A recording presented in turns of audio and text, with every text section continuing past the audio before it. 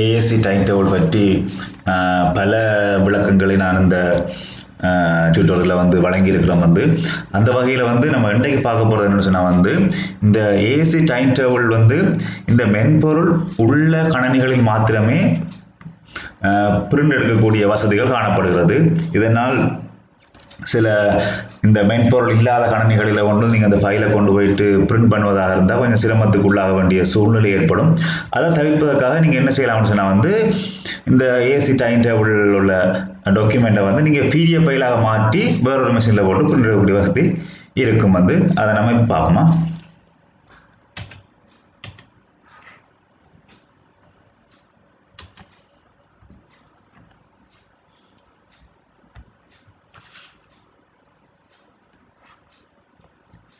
சரி, இப்போ வந்து ஏசி டைம் டேபிள் நான் வந்து இப்போ ஓப்பன் பண்ணி வச்சுக்கிறோம். வந்து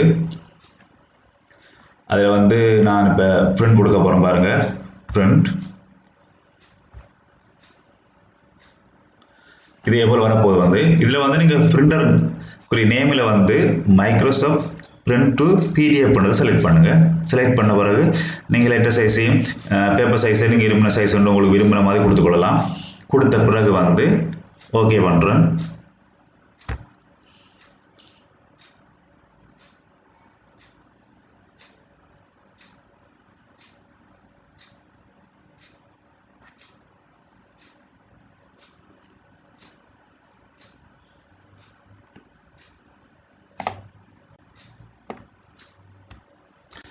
சரி, நீங்கள் பிரிண்ட் கொடுத்த உடனே இதே போல் டயலாக் பாக்ஸ் ஒன்று வரும். வந்து இதில் வந்து நான் லொக்கேஷனை செலக்ட் பண்ணி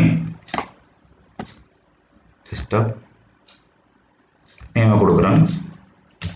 ஏஎஸ்சி 123 கொடுக்குறேன். வந்து கொடுத்துட்டு சேவ் கொடுக்குறேன்.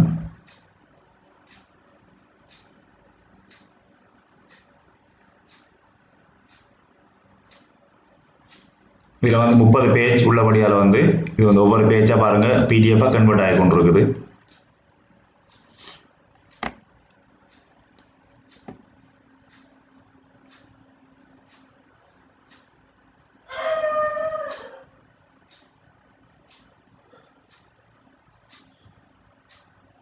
ஓகே, இப்போ க்ளோஸ் பண்ணுறேன். இதை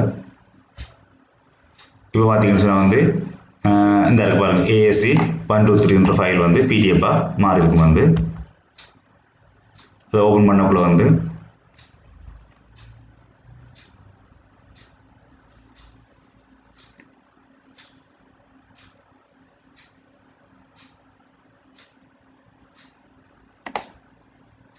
பார்த்தீங்கன்னா வந்து ஃபைல் பிடிஎஃபாக இருக்கும். Okay, thank you.